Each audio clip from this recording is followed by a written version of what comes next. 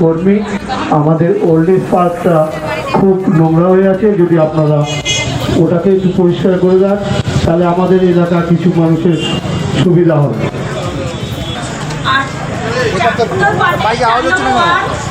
বলছি 4 নম্বর ওয়ার্ড 71 নম্বর পার থেকে আমাদের বুস্টারটা ঠিক কাজ করে না, জলের সমস্যা প্রচুর হয়, মাঝে মাঝে খারাপ হয়ে যায়। এই জন্য বলছি যে একটুখানি যদি দেখেন খুব আমার উপকার হয়।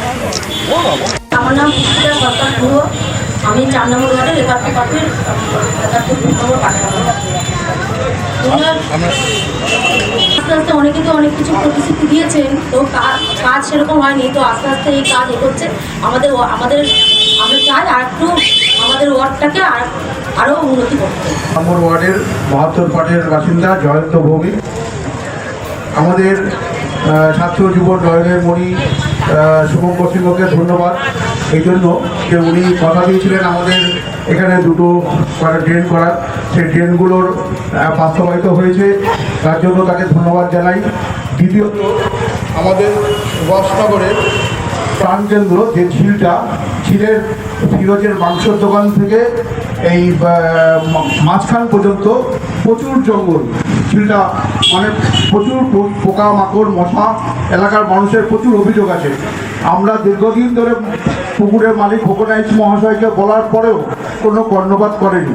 তা আপনাদের কাছে অনুরোধ যাতে এইটা পরিষ্কারের ব্যবস্থা করা যায়। নমস্কার, দেখছি নতুন বাংলা নিউজ পপুলার আর আমি উজ্জ্বল সরকার। এবার পাড়ায় পাড়ায় যিশু সিং। হ্যাঁ, গতকাল থেকে শুরু হয়েছে পাড়ায় পাড়ায় যিশু সিং কর্মসূচি। তার কারণ চাকদহ পৌরসভার 1 নম্বর ওয়ার্ড, 2 নম্বর ওয়ার্ড, 3 নম্বর ওয়ার্ড এবং 4 নম্বর ওয়ার্ডে দেখা গেল চাকদহ শহর যুব তৃণমূল কংগ্রেসের উদ্যোগে একদম খোলা মঞ্চ। খোলা মঞ্চ বলতে কি বোঝায় জানেন? অ্যাকচুয়ালি প্রতি ওয়ার্ডে ওয়ার্ডে মানে পাড়ায় পাড়ায় গিয়ে সরাসরি সেই পাড়ার অসুবিধার কথা একদম সভা মঞ্চে প্রকাশ্যে মাইক্রোফোনে নিজেদের অধিকারের কথা, নিজেদের অসুবিধার কথা, নিজেদের দাবি দাবা সমস্ত কিছু জানালেন শুভঙ্কর সিংকে। হ্যাঁ, 1 নম্বর, 2 নম্বর এবং 3, 4 এই 4টি ওয়ার্ডে চাকদহ শহর যুব তৃণমূল কংগ্রেসের উদ্যোগে এক খোলা কথার আয়োজন করা হয়েছিল এবং সেই খোলা কথাতে উপস্থিত ছিলেন রাজ্য যুব তৃণমূল কংগ্রেসের সহসভাপতি শুভঙ্কর সিংহ। আর তার উপস্থিতিতেই কোনো ওয়ার্ডে পানীয় জল, কোনো ওয়ার্ডে রাস্তা, কোনো ওয়ার্ডে একদম নিকাশি ব্যবস্থা এবং বিভিন্ন দাবি দাবা কিন্তু শুভঙ্কর সিংহের কাছে তুলে ধরলেন এলাকার সাধারণ মানুষ। দেখুন, নির্বাচনের আগে চাকদহ শহর যুব তৃণমূল কংগ্রেসের একদম সবচেয়ে সুপারহিট কর্মসূচি যদি হয় সেটা কিন্তু এই খোলা কথা। দেখুন, এই খোলা কথা নিয়ে আমি দু একটা খোলা কথা বলতে আপনাদের সামনে চাই। তার কারণ দেখুন, প্রসঙ্গতই শাসকের সামনে সাধারণ মানুষ স্বভাবতই কিছু বলতে চায় না। তাদের শত অসুবিধা হলেও তারা মুখে কুলু এঁটে থাকে। কিন্তু আজ 2 দিন ধরে যে ছবি আমরা দেখছি সেই ছবি সত্যি অবাক করবে। তার কারণ একদম সেই চায়ের বৈঠকে বসে আছেন শুভঙ্কর সিংহ থেকে প্রাক্তন জনপ্রতিনিধি থেকে শুরু করে তৃণমূল কংগ্রেসের নেতৃত্বরা এবং তাদের মাঝেই পাড়ার মানুষেরা একদম 80 বছরের বৃদ্ধ থেকে 20 বছরের যুবক প্রত্যেকেই তাদের নিজস্ব দাবি দাবা একদম সরাসরি মাইক্রোফোনের মাধ্যমে সবার সামনে তুলে ধরলেন। কেউ তুলে ধরলেন তার ওয়ার্ডের রাস্তা খারাপ, কেউ তুলে ধরলেন তার ওয়ার্ডের নিকাশি ব্যবস্থা, সমস্ত কিছুই যেন একদম পাশের বাড়ির নিজের দাদার কাছে যেভাবে বলতে হয় সেভাবেই দাবি দাবা কিন্তু জানালেন সাধারণ মানুষ।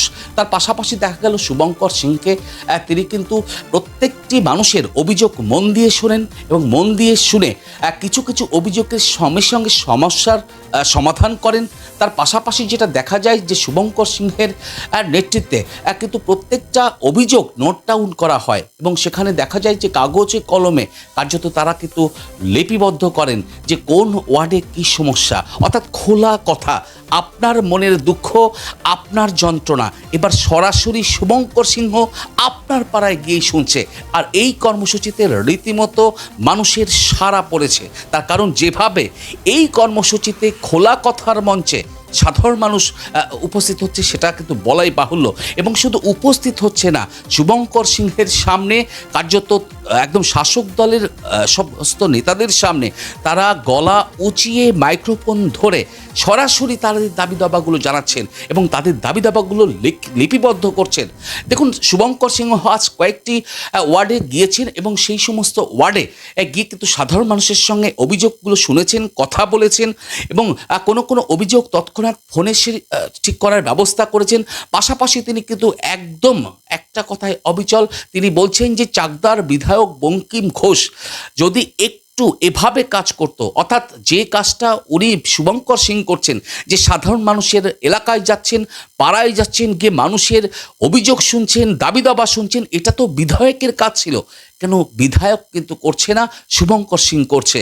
তাই তিনি বলছেন যে বিধায়ক সাঁতার কাটছে, কিন্তু আমরা মানুষের দরবারে পৌঁছাচ্ছি, মানুষের কাছে যাচ্ছি এবং মানুষ কি চাইছে, মানুষের কি সমস্যা, মানুষের দাবি দাবা, সেগুলি কিন্তু লিপিবদ্ধ করে আগামী দিনে যাতে সেই সমস্ত সমস্যার সমাধান হয় সেটাই চেষ্টা করছেন। দেখুন, আজ সন্ধ্যে থেকেই আমরা ছিলাম নতুন বাংলার ক্যামেরা নিয়ে শুভঙ্কর সিংয়ের সাথে। তিনি দেখলেন যে মোটামুটি সমস্ত জায়গায় কিন্তু 1, 2, 3, 4 এই 4টি ওয়ার্ডে তিনি কিন্তু আজকে যে কর্মসূচি করলেন একদম খোলা কথা, সেই খোলা কথায় সত্যি তাক লেগে গেল আমাদের। তার কারণ খোলা কথায় যেভাবে শাসকের সামনেও খোলা কথা বলা যায় সেটা কিন্তু দেখালেন আজ শুভঙ্কর সিংহ। তিনি ঠিক কী বলছেন এই অনুষ্ঠান নিয়ে সরাসরি তুলে ধরবো নতুন বাংলা নিউজের পর্দায়।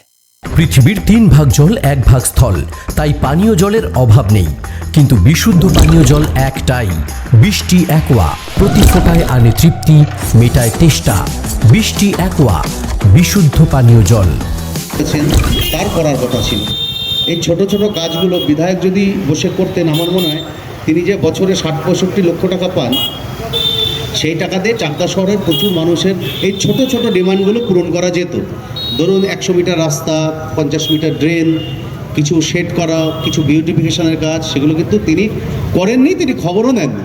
এখন 5 বছর পরে লিফলেট নিয়ে বাড়ি বাড়ি যাচ্ছেন। যাক, সেটা তার গণতান্ত্রিক অধিকার। যে কোনো রাজনৈতিক দল তিনি ভোট চাইবেন, তার নির্বাচনী প্রচার করবেন, আমরা সেই প্রসঙ্গে যাব না। আমরা যেহেতু বৃহৎ পার্টি, আমরা এই রাজ্যে ক্ষমতায় আছি, আমরা মনে করি সবথেকে বেশি কাঁধে দায়িত্ব আমাদেরই নেওয়া উচিত এবং আমাদেরই রেসপন্সিবিলিটি থাকা উচিত। তাই আমরা এসছি। আর আমরা শুধু এই নির্বাচনের আগে আসছি এটা কথা নয়, আমরা সারা বছর পঞ্চায়েত এবং পৌরসভায় এইভাবে খবর নিই। হয়তো কোনো এত ব্যাপক পরিমাণে আমরা, এটা সত্যি কথা, সত্যিভাবে বলেছে, কারণ আমরা ভালো মতো কাজ করতে পারছিলাম না, যেগুলো করা উচিত সেগুলো আমরা ঠিক মতো করতে পারছিলাম না। কিন্তু আবার এটাও পাশাপাশি বলি, আমরা কিন্তু পৌর প্রশাসন বসার পরে অনেক কাজ না হওয়া কাজ করেছি। যেমন আপনাদের ওয়ার্ডে 1-2 বললেন যে এই কাজগুলো আমরা করেছি, ধন্যবাদ জানিয়েছে। ধন্যবাদটা অ্যাকচুয়ালি আমাকে জানালে হবে না, আমাদের টিম, আমরা যারা এখানে বসে আছি বা আমাদের রাজ্য সরকার, আমরা যেভাবে কাজগুলোকে তদারকি করে করেছি। সুতরাং আমরা বড় বড় কাজও করেছি, ছোট ছোট স্কেলে কাজগুলো করেছি। আমরা মনে করি আরও উন্নত পৌর পরিষেবা আমরা দিতে পারতাম, কিন্তু সেটা আমরা দিতে পারিনি। ব্যর্থতার দায় আমরাই নিয়েছি। কিন্তু ব্যর্থতার থেকেই মানুষ ঘুরে দাঁড়ায় আগামী বিধানসভা নির্বাচন। তার আগে আমরা এবার চাকদায় কিন্তু প্রচুর কাজ করেছি। আমরা চাকদা বনগার যে স্টেশন অবধি বসন্ত কুমারী বালিকা বিদ্যাপীঠ পর্যন্ত দীর্ঘদিনের মানুষের ডিমান্ড, সেই রাস্তাটা কিন্তু আমরা মাননীয় মুখ্যমন্ত্রী মমতা বন্দ্যোপাধ্যায়, আমাদের নেতা অভিষেক বন্দ্যোপাধ্যায়ের হস্তক্ষেপে আমরা স্যাংশন এনেছি। রাস্তার উদ্বোধন হয়েছে এবং কাজও কিন্তু চালু হয়েছে, যেটা স্বপ্নেও ভাবা যেত না। 1 মাঝে অব্দি জল থাকতো। বছরে একদম রথতলা বঙ্কিমচন্দ্র চট্টোপাধ্যায়ের স্ট্যাচু পর্যন্ত এই রাস্তাটা রুদ্ধ করতে আসেনি। যেটা আমরা পারবো সেটা বলবো, যেটা পারবো না সেটা আমরা কখনোই বলবো না যে আমরা এটা করবো। মিথ্যে কথা আশ্রয় নিয়ে আমরা কোনো রাজনীতি করি, করার প্রয়োজনও বোধ করি না। কিন্তু আমরা একটা জিনিস মনে করি, আমরা এখানে যারা বসে আছি আমরা সবাই চাকদার বাসিন্দা। আমরা চাকদায় জন্মগ্রহণ করেছি, চাকদায় ছোটো থেকে আস্তে আস্তে বড় হয়েছি। চাকদার মানুষের প্রতি যতটা দায় আমাদের, যতটা কর্তব্য আমাদের নেওয়া উচিত, সেটা বাইরের কোনো মানুষ বুঝবে না। রাজনৈতিকভাবে অনেক আক্রমণ অনেকে করে। আমি বক্তব্যে বিধায়ককে কি রাজনৈতিক আক্রমণ করলাম, বিধায়ক আবার প্রেস মিডিয়া ডেকে তিনি আমাকে কি আক্রমণ করলেন, সেটা তো রাজনৈতিক ক্ষেত্রে হতেই পারে। আমি ওনাকে অনেকবার বলেছিলাম, চাকদা বনগাঁ শহরে যখন তিনি সাঁতার কাটলেন, আমরা তখন প্রতিবাদ করেছিলাম। আমরা বলেছিলাম সাঁতারটা না কেটে, এই অভিনয়টা না করে বিধানসভায় যদি আমাদের মাননীয় বিধায়ক, তিনি যদি আমাদের মাননীয় মুখ্যমন্ত্রীকে বিধানসভায় বলতেন যে আমাদের এই রাস্তাটা 34-35 বছর ধরে আগে হয়নি, 15 বছর ধরে তৃণমূল সরকার আসাতেও হচ্ছে না, তাহলে বোধহয় বেশি ভালো হতো। কিন্তু তিনি সেই পথে না হেঁটে তিনি ওই নোংরা পচা জলে সাঁতার কেটেছেন। আমরা নোংরা পচা জলে সাঁতার কাটতে পারবো না, কারণ মিথ্যে নাটক করে ফেসবুকে সোশ্যাল মিডিয়ায় ছেড়ে ওই রাজনীতি করতে অন্তত কে পারলো, আমি পারবো না। আমরা পেছন থেকে রাস্তাটা যাতে হয় সেটা আমাদের নেত্রী মাননীয় মুখ্যমন্ত্রী মমতা বন্দ্যোপাধ্যায়কে বুঝিয়ে আমরা টেন্ডার প্রক্রিয়া সম্পন্ন করেছি। আমি বলেছিলাম যে 34 বছরের বামফ্রন্টের যে পাপ, সেই পাপের বোঝা আমাদের কাঁধে চেপেছে। কেননা তিনি রাস্তায় সাঁতার কাটলেন, কিন্তু তার ভৌগোলিক অবস্থান চাকদার তার জানা নেই। কেন তিনি যেখানে রাস্তায় সাঁতার কেটে প্রতিবাদ করলেন, সেই প্রতিবাদটা যখন করছেন ঠিক বামফ্রন্টের 34 বছরের ওই এলাকাটা 80%, মানে যদি আপনি চাকদা বাস স্ট্যান্ডের পর থেকে বসন্ত কুমারী বালিকা বিদ্যাপীঠ আর চৌমাথা থেকে চাকদা বাস স্ট্যান্ড, মূল রাস্তার মূল সমস্যা যেটুকু, তার 80% কাতলা 2 নম্বর গ্রাম পঞ্চায়েতের অধীনে। মাননীয় বিধায়ক তিনি সাঁতার কাটার আগে বোঝা উচিত ছিল 34 বছরের সিপিআইএম সরকার পৌরসভায় তারা, পঞ্চায়েতে তারা, পঞ্চায়েত সমিতিতে তারা, জেলা পরিষদে তারা, বিধানসভায় তারা এবং লোকসভায় তারা। বিধানসভার তিনি বিধায়ক ছিলেন, আবার তিনি পঞ্চায়েত এবং গ্রাম উন্নয়ন দপ্তরের রাষ্ট্রমন্ত্রী ছিলেন। তাহলে তিনি যে সাঁতার কাটলেন, এর দায়িত্ব সব থেকে বেশি আমাদের এখানকার যিনি বিধায়ক বঙ্কিম ঘোষের কাঁধেই নেওয়া উচিত, কারণ তিনি 34 বছরে করেননি। আর 15 বছরের তৃণমূল সরকারের কথা বলছেন, তিনি বলেছেন প্রয়াত নরেশ জেঠুর কথা, যিনি আমাদের এখানকার 11 সালের পরে বিধায়ক ছিলেন।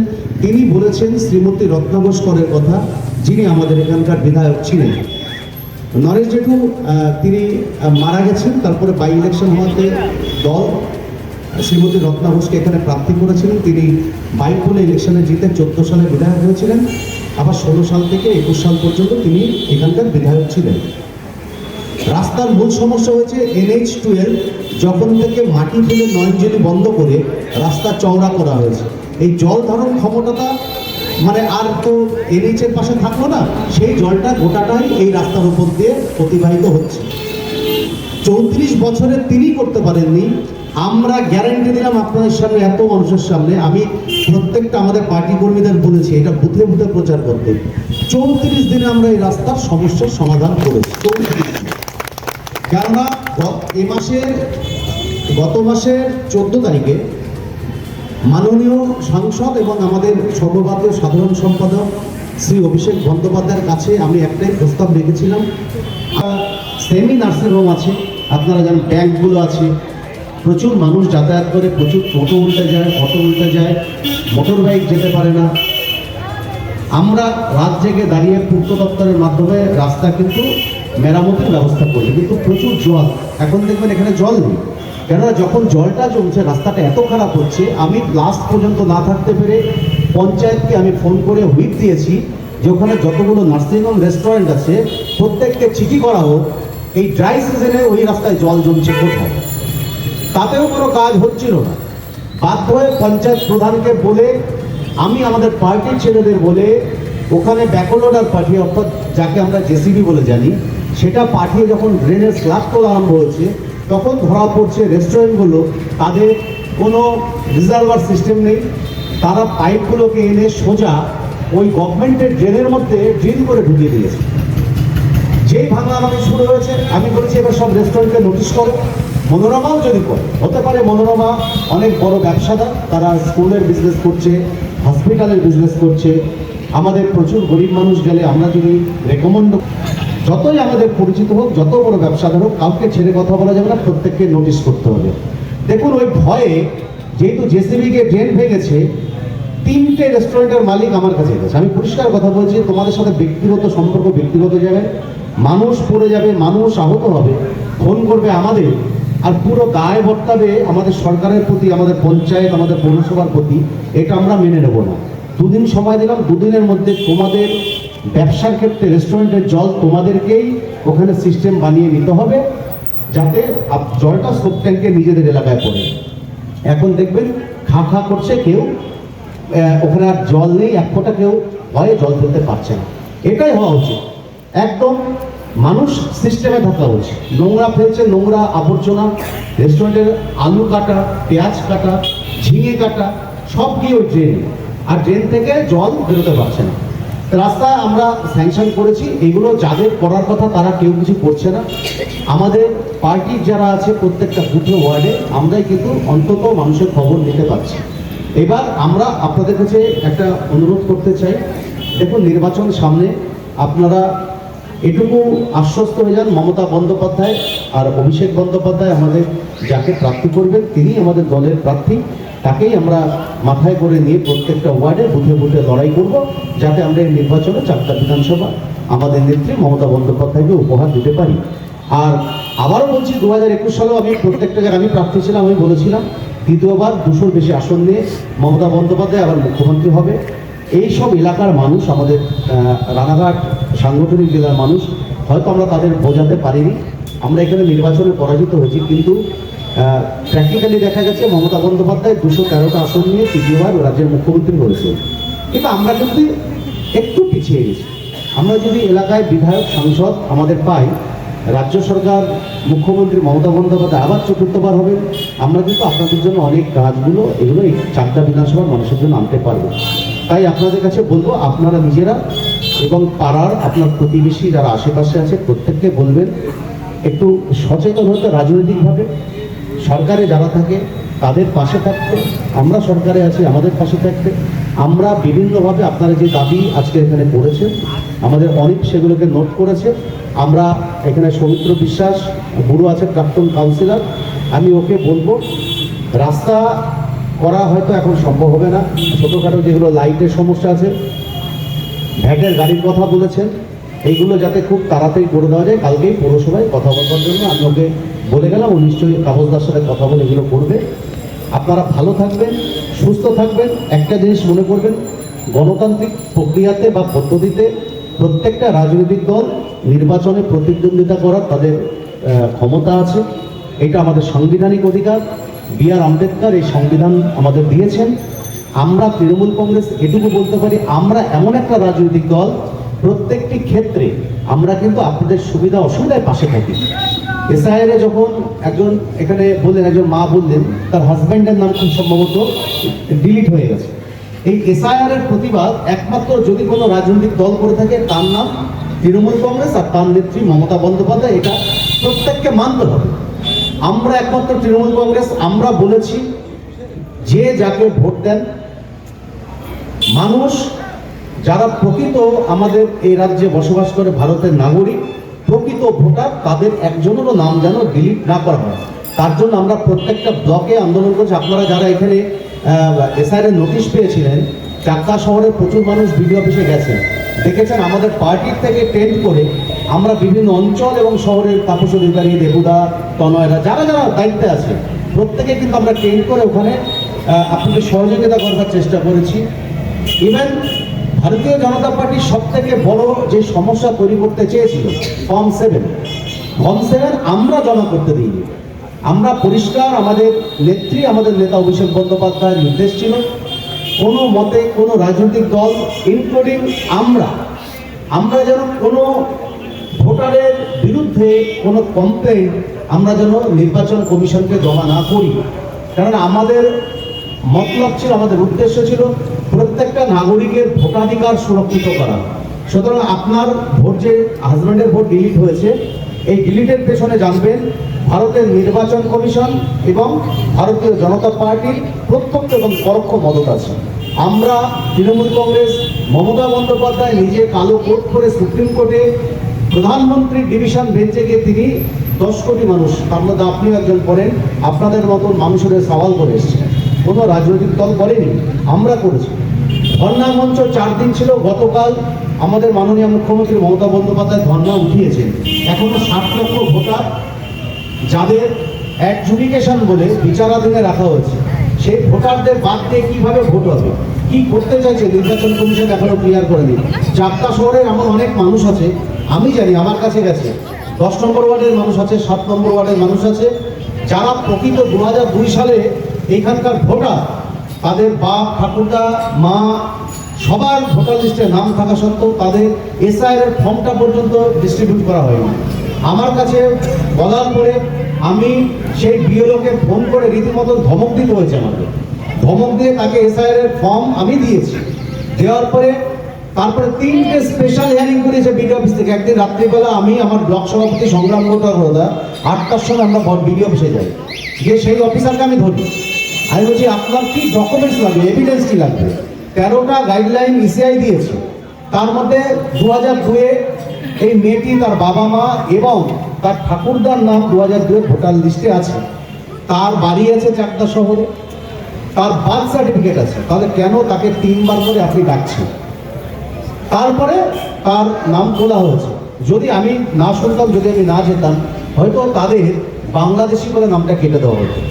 এইভাবে প্রচুর মানুষকে হ্যারাস করা হয়েছে, প্রচুর মানুষকে হেকেল করা হয়েছে, লম্বা লাইন। আপনারা এই জিনিসটা মাথায় রাখবেন। আমরা তৃণমূল কংগ্রেস এখনও লড়াই করছি, এখনও এসআইআর এর উপরে আমরা প্রচুর কাজ করছি। আমাদের পার্টি নির্দেশ এবং পুরোটাই মনিটরিং করছেন আমাদের সর্বভারতীয় সাধারণ সম্পাদক শ্রী অভিষেক বন্দ্যোপাধ্যায়। আর এর জবাব এবার ইভিএমের বোতাম টিপে দিতে হবে, কেননা এই যে ডিলিটেড ভোটার যাদের নাম ডিলিট করেছে এবং যাদের 60 লক্ষ মানুষের নাম অ্যাডজুডিকেশনে এসছে, প্রত্যেকটা পেছনে ভারতীয় জনতা পার্টি, ইলেকশন কমিশন অফ ইন্ডিয়ার একদম ডাইরেক্ট হাত আছে, এটা আপনারা নিশ্চিত থাকবেন। আরও বেশি মানুষের নাম কাটার চক্রান্ত হয়েছিল, আমরা পাহারা দিয়ে ফর্ম 7 আটকে দিয়েছি। বিডিও অফিসে আমরা ট্রেন করে প্রচুর আমাদের পার্টির সমর্থকরা পাহারা দিয়েছে। ধরে বঙ্কিমবাবু, আমাদের এখানে অসীমবাবু, যারা দুজন বিধায়ক চাকদায় থাকেন, তারা প্রচুর ফর্ম 7 রেখেছিলেন বিডিও অফিসে জমা দেবেন বলে। ফর্ম 7 মানে আপনার বিরুদ্ধে আমি অভিযোগ করবো আপনি এখানকার নাগরিক নন। এগুলো কিন্তু আমরা করতে দিন, এবং আমরা ড্যাম শিওর ছিলাম যে আমরা ফর্ম 7 যদি কেউ জমা দিতে আসে, তার সাথে যদি মারামারি জায়গায় যেতে হয়, আমরা মারামারি করতেও প্রস্তুত ছিলাম। আমরা কোনো বৈধ নাগরিকের নাম কাটতে দেবো না, এটা আমাদের প্রথম থেকে দলের নির্দেশ। সুতরাং আপনারা নিশ্চিত থাকুন, ধৈর্য ধরে থাকুন। আগামী নির্বাচনের পরে ওয়ার্ডে সব কাজ হয়তো প্রীতি করতে পারিনি, আমরা কেউই পারিনি। আমি এখন আপনাদের সামনে এত কথা বলছি, আমিও কোনো না কোনো একটা ওয়ার্ডের কাউন্সিলর ছিলাম, আমিও সেই ওয়ার্ডে আমার মন মতন আমি কাজ করতে পারি না। সুতরাং সেই কাজগুলো আমরা নিশ্চিতভাবে করে দেবো, আমরা সকলে মিলে ঐক্যবদ্ধ হয়ে করবো। আপনাদের কাছে একটাই কথা, আপনারা আমাদের পাশে থাকুন, আমাদের সরকারের পাশে থাকুন, আর ধৈর্য সহকারে থাকুন। অনেক কাজ আমরা করছি, যেটুকু বাকি আছে নিশ্চিতভাবে নির্বাচনের পরে আমরা করবো, কেননা এখন আমরা ইসিআই গাইডলাইনে পড়বো, কোড অফ কন্ডাক্টে পড়বো, আমরা কাজগুলো করতে পারবো না। যতটুকু এর মধ্যে দৃষ্টির মধ্যে যতটুকু করা, সেটা কালকের থেকে পৌরসভায় গিয়ে তদারকি করে সেই কাজটা করার চেষ্টা করবো।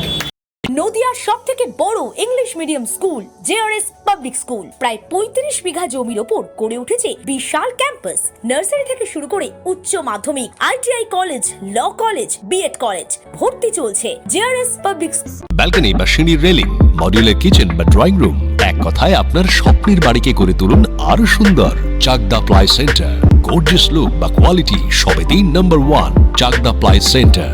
Chakdah ply centre, KBM, Chakdah, Nadia. করবেন কেন করবেন বুঝতে পারছেন না তো?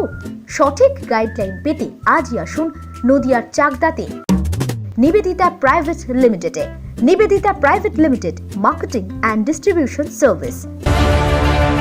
চাকদা অ্যালুমিনিয়াম সেন্টার, প্লাই, কাঁচ, laminates, kitchen fittings, door lock, window ও অ্যালুমিনিয়ামের খুচরো ও পাইকারি বিক্রেতা। Chakdah aluminium centre, Purbalalpur 50 number রেলগেটের পাশে, চাকদা, নদিয়া। হোমওয়ার্কটা করেছো? হ্যাঁ স্যার। এ বাবা, ভুল করেছো কেন? চোখে কেমন ঝাপসা দেখছি, লিখতে আর পড়তে খুব সমস্যা হচ্ছে। চাকদার মডার্ন অপটিক্স থেকে ভালো চোখের ডাক্তার দেখিয়ে নাও। প্রতিদিন প্রকৃত চোখের ডাক্তার ও দৃষ্টি বিশেষজ্ঞ মডার্ন অপটিক্স, চাকদহে। স্যামসাং, জিও, রিয়েলমি, নদিয়ার একমাত্র অথরাইজড ডিস্ট্রিবিউটর ঘোষ কমিউনিকেশন, থানার মোড়, চাকদা। ভাবছেন 3 স্টার ক্যাটাগরিতে কাটাবে? রুম রে মাত্র 1500 টাকা থেকে স্টার, খাওয়া দাওয়া রিজনেবল প্রাইস। নদিয়ার একমাত্র 3 স্টার ক্যাটাগরি হোটেল এনবি সোনার বাংলা হোটেল, কল্যাণী এইমসের ঠিক উল্টো দিকে, কল্যাণী, নদিয়া।